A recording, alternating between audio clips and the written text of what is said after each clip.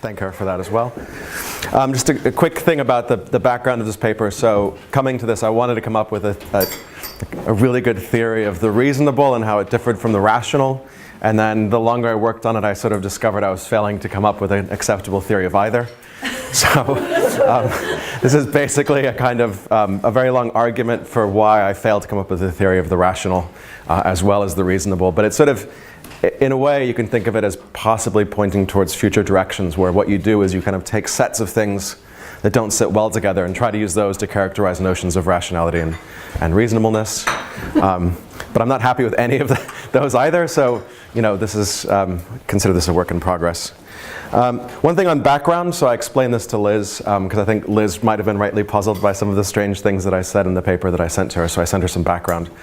And the background is this, so I've always had this view, which I think is quite popular now, which is that there's some close connection between rationality on the one hand and something like excellence in responding to reasons on the other. And so I think a lot of people are quite attracted to this idea. So I thought, yeah, this sounds good. Rationality kind of consists in excellence in responding to reasons. But with a caveat. So I always thought that excellence in responding to reasons wasn't quite the same thing as responding correctly to reasons, because it seemed to me that responding correctly to reasons required both successfully identifying and recognizing them when they're there, successfully recognizing, identifying when they're not there, and then doing a lot of really good processing. And it seemed to me that a lot of the failures of recognition or the failure to recognize absence wasn't a rational failure. So I liked this idea that perhaps that rationality would be largely a kind of internalist matter that would be cut off from the recognition and possession of reasons. So I wanted justification to be this kind of idea, which is that the justified person conforms to norms or standards, or they respond correctly to reasons, and that rationality is going to be related to that in a way, but they won't be coextensive. So the justified person is like in the right because they violate no standard, or at least not without sufficient reason. And my thought was that depends largely upon where they are in the world. But the rational person could be commendable, beyond criticism and the rest, because they're such that, were the reasons as they appeared to be, they would have responded rightly. That was kind of the picture. So one way to think of it was something like this. You identify your cases of justification, pick them out however you like. I have a particular way of doing it that no one will like. But then you're like, right, so what if you are internally the same as that person? If you're internally the same as that person, you process like that person, you reason like that person, you have all the same loves and concerns, all the same cares, etc. If you exercise your rational capacities in the same way as the ideal, then it doesn't seem like you could be rightly accused of irrationality, but maybe, as it were, this person knows things you don't. So I like this kind of counterpart theory of rationality. We identify the good case, or a kind of good case as it were, and then we think about counterparts who are internal duplicates of people in those cases, and that was roughly my theory of rationality. If you like, it was like justification is responding correctly to the norms, standards, or reasons, and then rationality is kind of like possibly responding correctly to those things. An internal duplicate of yours could respond correctly. But suppose no internal duplicate of yours, no matter how accommodating the world was, could ever lead you to do the right thing, then you're really bad at responding to reasons. That was sort of the idea. Okay, doesn't work. But that's just, why should we care about that? That's just some silly thing that I proposed. And so I thought, okay, then in thinking about why I think this doesn't work, I think lots of other things also don't work. So I want to discuss some other things that also don't work, because this connects with some issues that I'm concerned with in terms of reasons and the rest.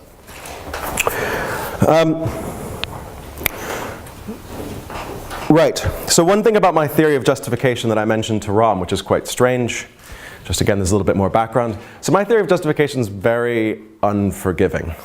So on my view, that justified beliefs can't be mistaken. So on my view, there can't be false justified beliefs. And my new view, which is even better than the old one, is that they can't not be knowledge.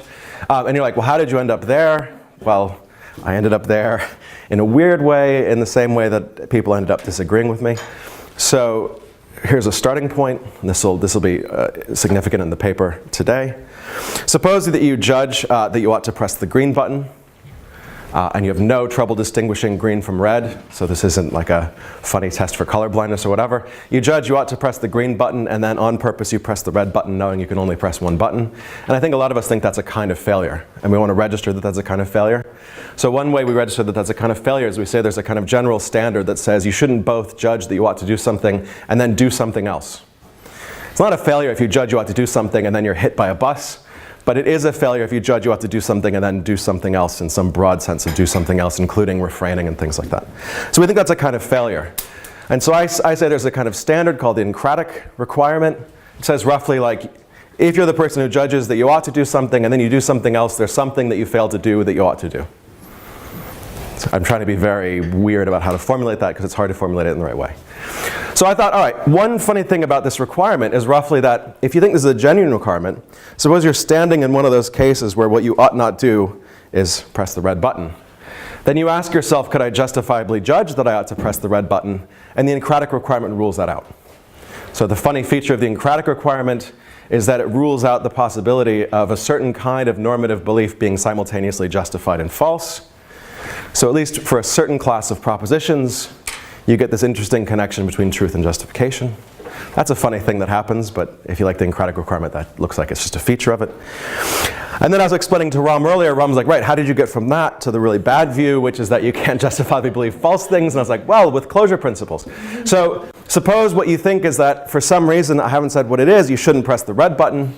Then you ask yourself, could there be any pattern of good reasoning that could take me to the justified judgment that I should press the red button? No, because we stipulated that you shouldn't press the red button, and we accept the Encratic requirement, so no reasoning could in that circumstance lead you to justifiably judge that you ought to press the red button. Of course, then you think, right, but what if I have these kinds of justified false beliefs about which button is which? Well, that would be impossible, because those beliefs would lead you to violate this requirement. And Ram's like, but that's crazy, because you believe in these external requirements like don't press red buttons, or don't trespass on people's land, or don't poison your dinner guests, or yada, yada, yada. Yes, that's true. So the argument was a transcendental argument for why you shouldn't punish your dinner guests. It was to make sense of a view on which you shouldn't punish your dinner guests. We need this crazy view in epistemology that no one likes. Because A, you shouldn't poison your dinner guests. That's a kind of external ought. And B, the Encratic requirement, and like, as they say in England, Bob's your uncle. Okay, so those were the two fixed points. But the thing is like basically no one in my field thinks that you shouldn't poison your dinner guests. So this was a thing that I tried using, and I remember once I tried to even do X-Fi. This is how cheap things got. I thought I'm gonna defend externalism in print by doing a survey. And I remember someone saying, no one thinks this. And they're like, I'm like, my students do, I just did a survey. And then they're like, but your students just believe what you want them to believe. And I said, no, they don't. I teach at SMU in Dallas, Texas, where they have the George W. Bush Library. Nobody believes what I want them to believe. This idea that somehow I've like infiltrated their mindset and like, you know, and they're still all neocons is like deeply insulting to me. Okay, so, all right, that was the background. But anyway, I understand that no one likes this package of views, right? So some people like Encrasia, but they hate the externalism about oughts. Some people like the externalism about oughts, but they hate Encrasia.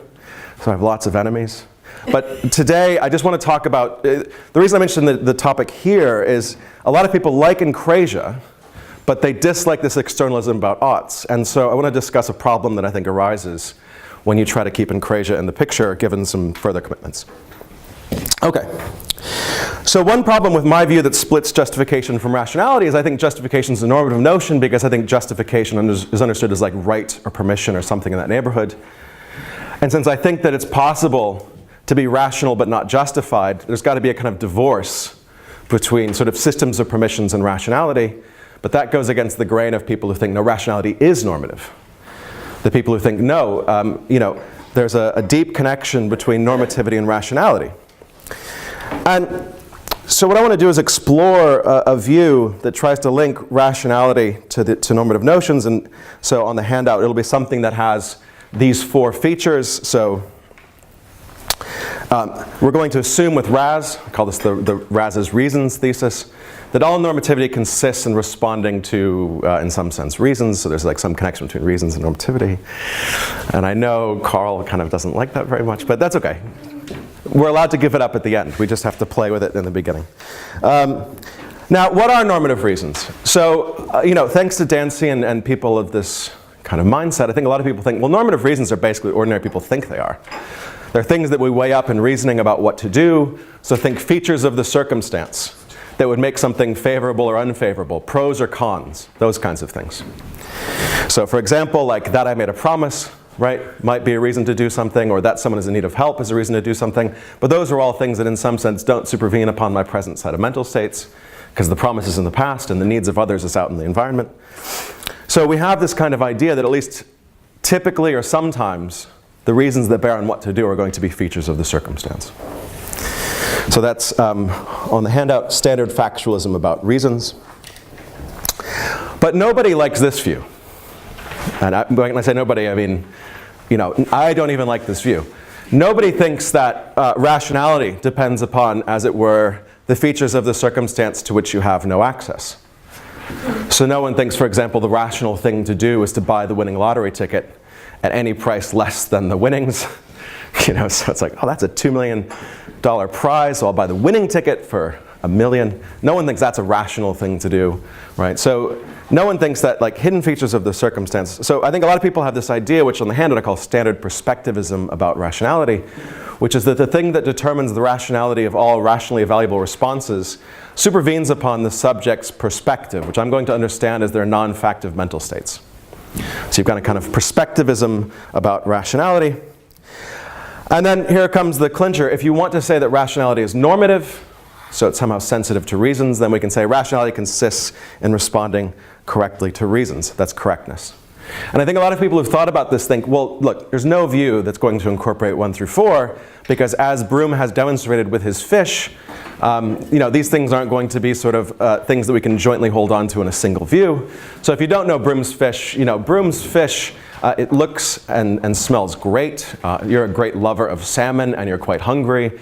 And you know that one thing that dinner guests shouldn't do is just pick up a fish like for no reason, carry it across the room, throw it away and say, I don't know why I'm doing this, right? That's not how you get invited back.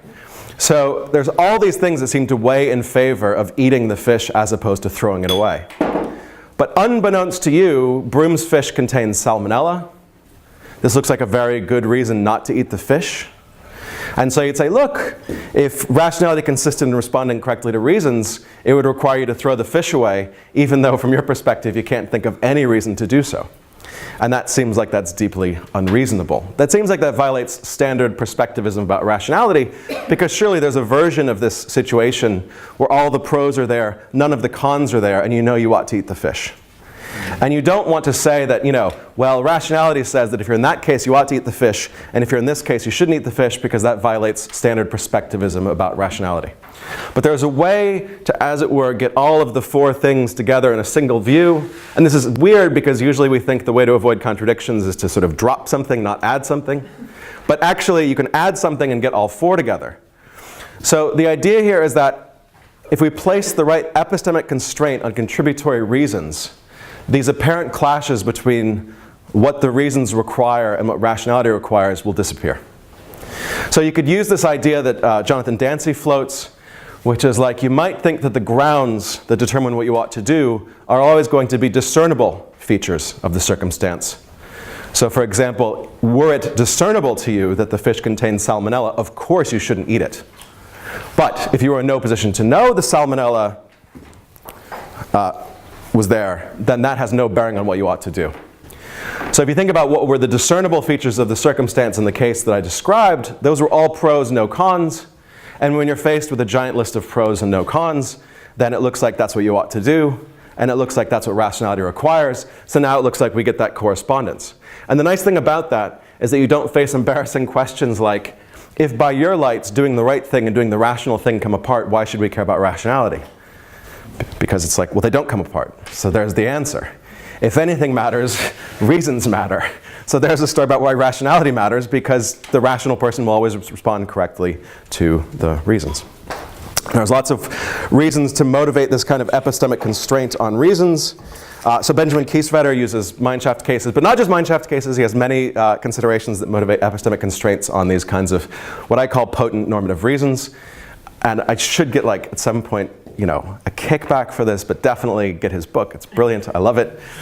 So, and so he has this kind of argument, which is basically like we can get these four things to hang together by just having a kind of availability constraint. Availability can be understood in lots of ways. I'm going to just try to take a very simple view of availability, which is like the available reasons, which are the ones that determine what you ought to do, are basically your evidence. And we'll think of your evidence as things you're in a position to know. There'll be a bit of like argy-bargy about whether that's right in the Q&A, but let's just go with that as a simple kind of model. And now it looks like we've removed any objection to what I'm calling on the handout duality. So duality says roughly that rational is going to be the dual of ought. If it's rational to do something, it's not the case that you shouldn't. If you shouldn't do something, it's not going to be rational. We can preserve the connection between these things. And I guess my worry about the views that play up the normativity of rationality is, well, as you know, I'm sort of a crazy externalist, so there's one worry. But I need a new worry, so I'm going to discuss the new worry. And the new worry is basically this. I think we come to these discussions with lots of baggage about how we think rationality works and how we think ought works. And I think we need to think systematically about whether rationality, as we normally conceive of it, will give us a theory of ought as we sort of hope it will turn out. So I was thinking, all right, let's think about features of ought that we want. So one feature of ought I think we want is like no dilemmas. So I think we want a no dilemma view where if you ought to do something, it's not the case that you shouldn't. And I think we want things like agglomerations, so that if you judge correctly or knowingly that you ought to do one thing, and you judge correctly or knowingly that you ought to do a second thing, it won't be false that you ought to do both. And it definitely won't be true that you oughtn't do both. So I think we want these properties, which is like if I have a giant to-do list and it says I ought to do these 5 things, there won't be a 6th line that says right but don't do all. I think that would be a defect in our sort of theory of ought. And so what I'm going to try to argue is that given some standard assumptions we have about how rationality works, and these assumptions about ought, we're not going to get these two things to mesh in the right way. Not without doing some really ugly things that I kind of can't find out how to avoid. Hence, I don't have a theory of rationality either. That's where things are. So the lesson in the end might be that the reasonable person will take steps to ignore reasons, which is a very strange view, but maybe that's the right one. Okay, and I'm just going to work through one example. I find you might find the examples a bit silly. I find it a bit silly, but I think it's kind of fun. And so here's the example. Luckily, Georgie did a lot of heavy lifting for me already. Oh, oops. So we're going to talk about punishment. But we're not going to talk about punishment in a legal setting. We're going to talk about punishment in a sort of child rearing setting. So you're supposed to imagine that Agnes has 1,000 children. And she knows all their names. 1, 2, 3, Inga, 1,000. All right. So here's Agnes. Okay. And each child is accused of some sort of wrong. And so when each child is accused of a wrong, she conducts a little trial. And you can plug in whatever your sort of theory of like the right evidence is for punishment. So we don't have to use statistical evidence. If you're against that, we could use normic support. Pick your sort of thing that you think is the right kind of evidence for making a judgment about who should be punished. And in this case, it's, Agnes, she's got the first child is guilty, the second child is guilty, all the way through 1,000. Right? And she does 1,000 trials, and you ask, what's the strongest thing that she could know in this case? Well, I think, in theory, Agnes could know in this case that this child is guilty, could know in this case, all the way down. So I think it's possible that Agnes runs 1,000 trials and learns 1,000 things. So that's sort of the first step. Agnes has an epistemic counterpart. Epistemic counterparts are, as you can tell from this diagram, mental duplicates. So, right, she has 1,000 children as well, and she conducts 1,000 trials, and she comes to 1,000 verdicts. So standard perspectivism says, according to the operative assumptions about rationality on the handout, that if she knows some proposition, she at least rationally believes it. So the idea is that if you're the internal duplicate of a knower, you rationally believe what they know. So this is an assumption about rationality. Hope it's on the handout. Yes. Okay. Another assumption about rationality we're going to assume that when you have sufficient evidence to believe something, and you are sort of dedicating your resources to settling the relevant question, then you're rationally required to believe it if you have sufficient evidence. And you can think of the knowledge standard as a kind of way of not giving you a full theory of sufficient evidence, but a kind of sufficiency idea. If you didn't have sufficient evidence, you wouldn't know, so knowing means you have all the evidence you need. Okay, so we can get from this to this by standard perspectivism about rationality and an assumption about knowledge. But of course, this will carry down the board. Rationally believe guilty 1, rationally believe guilty 1,000. All right, so far so good. So this is just an optimistic assessment of a possible knower, and then just a standard kind of internalist move. If you put knowledge here, you get at least rational belief there. This might be knowledge as well. Don't take this to say that she doesn't know. Okay. All right, this is where things get a little bit strange. So think about the encratic requirement. Well, actually, let's hold off the encratic requirement for a second. Think about this pattern of reasoning. You know that someone's guilty, and you know there are no mitigating circumstances, so this looks like an okay pattern of reasoning. They're guilty. If they're guilty, they ought to be punished, so I ought to punish. It looks like that insofar as you know that they're guilty, it looks like you could know that they ought to be punished. So we also get some, let phi be punish, subscript be the child, and dot, dot, dot, no ought phi 1,000. Okay. And of course, whatever Agnes knows is rationally believed.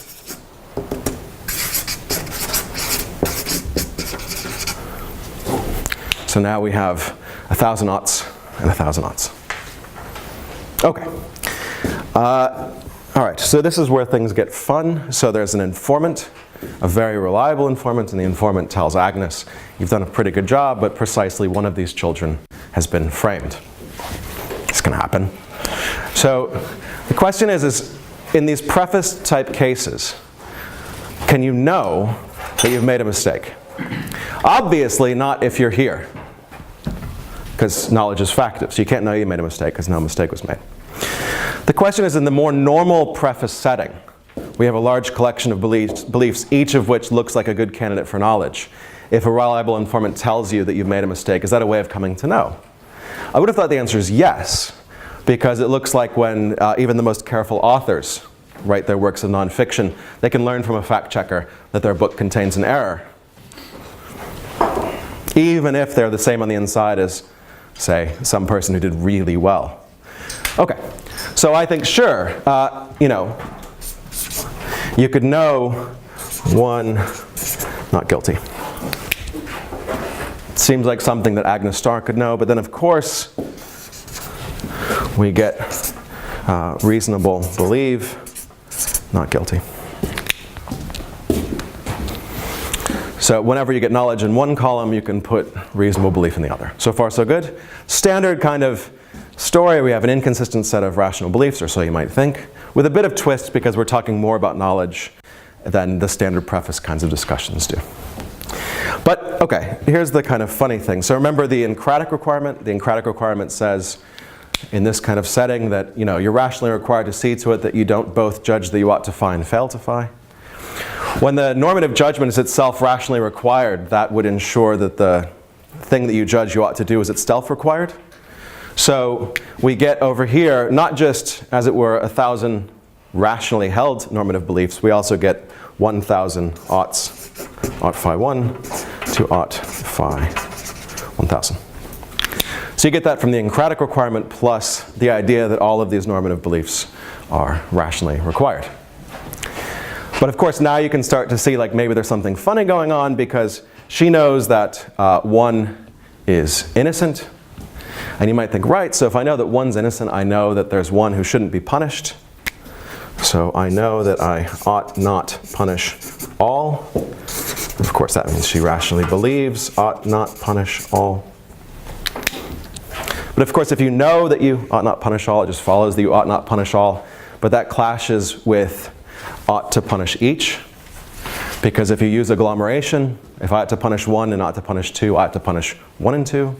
And if I ought to punish 1 and 2 and 3, I ought to punish 1 and 2 and 3. You just generalize. So, okay, so you got, as it were, I ought not punish all, but I ought to punish each. You could say that's all true, but then you could deny something like agglomeration. Or you could say, no, that can't be right, so something bad happened. So I think something bad happened. I think what we ought to do is impose something like agglomeration. And that requires us to give something up that generated this mess. But what generated this mess was a set of assumptions about rationality and reasons and evidence that was just the picture that I was trying to argue is false. Now, a couple things about this. Some people will say, no, look, you're overlooking something. You're overlooking the destructive power of the testimony of this person. So the way I like to describe the case is what happens is this. You form your beliefs about the guilt of all of the defendants, and then someone comes along and tells you you made a mistake, and they're very reliable, and so you believe them. But I don't think that what that does is destroy knowledge in the things you continue to believe. Not necessarily. It might not. But I don't think that, as it were, the discovery of error should destroy knowledge you have. I mean, one reason to think of this is like, if you think Christensen is right, and we're all kind of walking around with knowledge of our own mistaken beliefs, you don't want to think that, as it were, that by itself becomes an insurmountable obstacle to learning things in the future. You don't want to think that the discovery that you have this secret error that you can't discover destroys knowledge you have. So I think we don't want to assume in the outset that knowing that you have one false belief necessarily destroys any of the knowledge that you had. So that's how I like to think of it. I like to think of it as what you have are two situations where you have agents who could know, say, 1,000 things, where they have 1,001 beliefs. So that's one way to look at it. But what's interesting about that, of course, is that although they have 1,000 pieces of knowledge, it doesn't map to the same beliefs. It's like they have 1,001 beliefs. This person knows these things, this person knows these things, and those things are slightly different. If you don't start destroying the knowledge they have in the guilt, you won't start removing the grounds for punishment, so in each case they ought to punish.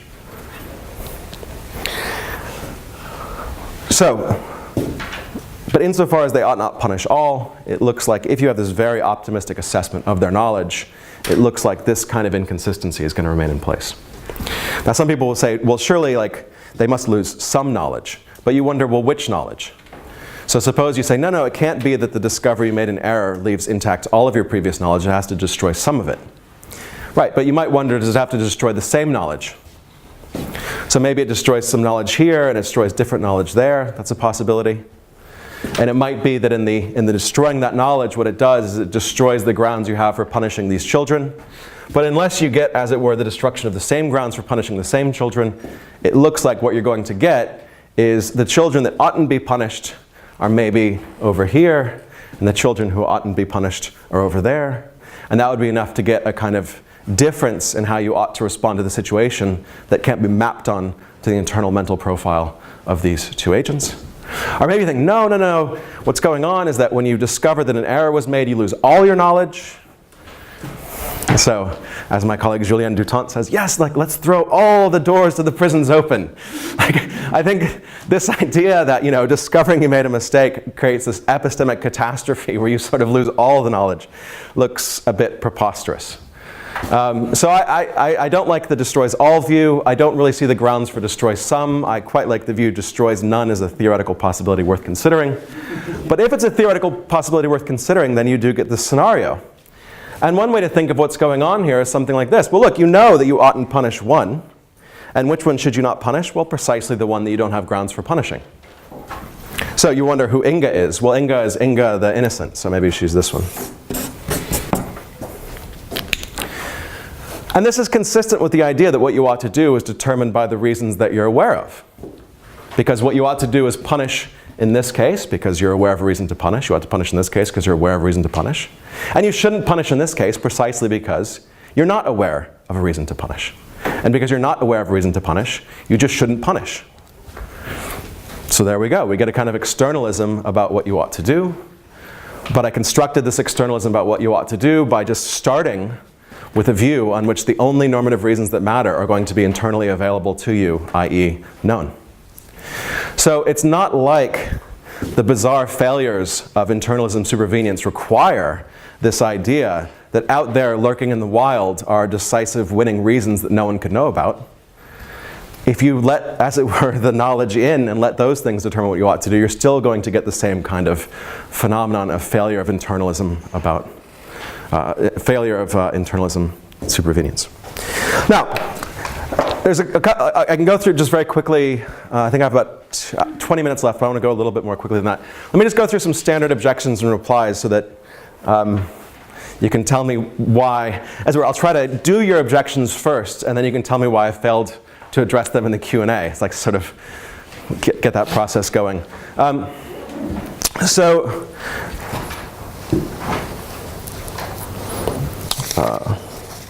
Just very quickly, objections and replies. So one objection is just, you shouldn't use preface cases. I don't really know what to say to that, because I feel like in a lot of circumstances we're just in a preface case, and so the failure to kind of think about preface cases is a kind of failure to think about the fact that we all know we make mistakes about things. So let's think harder about preface cases. There's a different kind of objection, though, which look, this example, you only really get failures of agglomeration if you can do two things at once. Show that you ought to punish each, and show that you ought not punish all. And you might say, look, you can't show that you ought not punish all. That's precisely what's wrong with this. Because, basically, you're assuming a kind of objectivist ought when you say ought not punish all. So I understand that people think it's a kind of objectivist ought, but I just remind you that the truth conditions for the ought that I'm operating with is basically, you ought to phi when there's some fact that you know where that fact constitutes a decisive case for fine.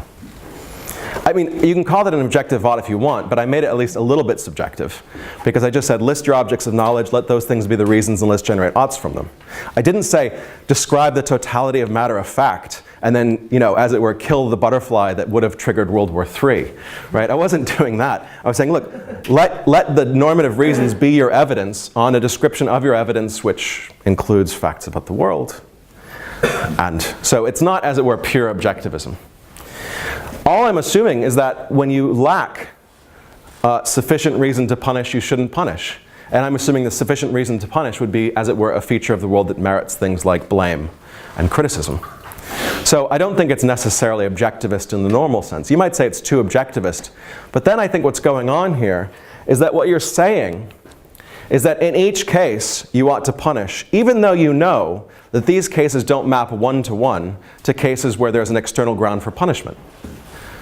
So if what you're saying is that what you ought to do is determined by the reasons that you're aware of, what that really is saying is that I'm wrong about the reasons that merit punishment. What you're saying is that there's something you could know, even say in this case, even though Agnes is innocent, that justifies treating her as if she's guilty. So I think I would think that that's wrong normatively. I would think, as it were, in this kind of case, there's one thing you could know that would be the sufficient reason for punishment, and that would be the guilt of the defendant.